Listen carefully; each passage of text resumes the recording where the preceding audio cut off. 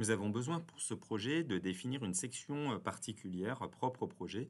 Il s'agit d'un PRS, un profil reconstitué soudé. Dans Robot, nous avons défini la géométrie, des appuis, ainsi de suite, mais pour certaines barres, notamment la dernière que nous venons de faire, eh bien, nous lui avons appliqué un profilé, un HEA 100 de base, mais ce n'est pas celui qui correspond. Donc, dans la progression, on a section et matériaux ici. Et donc, je vais avoir une boîte, des boîtes de dialogue bien adaptées. Donc, on a défini déjà des différents profilés, parce qu'on a un pont à section variable, mais celle dont on a besoin, eh bien, n'a pas été créée, celle pour l'extrémité. Je vais donc faire un nouveau profil ici, donc je suis dans section et matériaux, je vais faire un nouveau profil.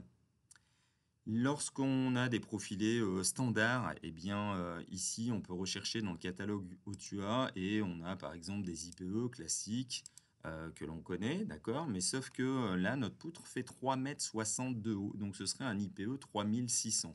Et ça n'existe tout simplement pas. Donc je vais être obligé de refaire ce profilé. Alors il existe des profilés reconstitués, c'est notre cas, d'autres à section variable ou composée, spéciale, et puis d'autres qu'on ne modélise même pas, on a juste les données numériques. Donc je viens d'en reconstituer. Hop. Et là, j'ai plusieurs possibilités. On va voir que celui qui nous correspond, c'est un I, mais pas symétrique. C'est un I asymétrique. Et là, j'ai un petit schéma qui convient tout à fait à la situation que j'ai. Le nom de mon profilé, c'est le I asymétrique 1. Ce sont les 2, 3, 4 qui ont été créés. En fait, j'ai supprimé celui-ci pour vous montrer comment refaire, tout simplement.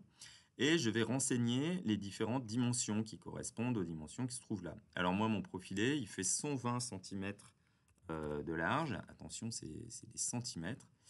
L'épaisseur, non, la hauteur d'âme, c'est 3,60 m moins les épaisseurs de semelle et supérieure à inférieure, donc c'est 3,51. On retrouve ça sur le plan de répartition matière qui se trouve ici. Donc ce plan de répartition matière, vous en avez un extrait à la fin de votre sujet. Sinon, il se trouve ici. Donc si je veux le lire, voilà, on coupe.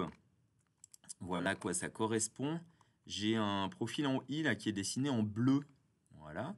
Donc il fait 1200 en haut, 1500 en bas et 3600 de haut, et avec des épaisseurs qui sont variables. Donc c'est le profil en I qui est ici. Et ces épaisseurs variables, je les retrouve ici. Alors vous voyez que entre la culée C0 et la pile P1, j'ai 4 profils différents. Le 1, le 2, le 3 et le 4. D'accord? Nous, c'est le 2 qu'on est en train de refaire. Et je retrouve les informations ici. Par exemple, la semelle sub fait 1200 de large et 40 mm d'épaisseur. Ensuite, l'âme fera 30 mm d'épaisseur. La semelle inférieure, largeur 1500, 50 mm d'épaisseur. Et on a de l'acier S355N. On verra si on a besoin de le redéfinir ici. Donc je reviens sur Robot parce que j'étais en train de compléter. Donc B2, c'est maintenant la largeur de la semelle inférieure, 150. L'épaisseur de lame, on a dit 30 mm, donc 3.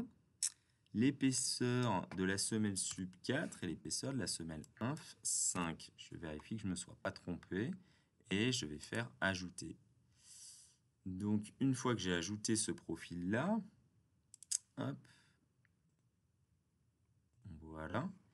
Il est défini ici et je vais pouvoir l'affecter. Voilà, je l'affecte à cette partie-là. Donc vous voyez que la poutre, elle fait 3,60 m. Elle n'était pas affectée non plus. En fait, ce profil-là, je retrouve dans toutes les travées du pont.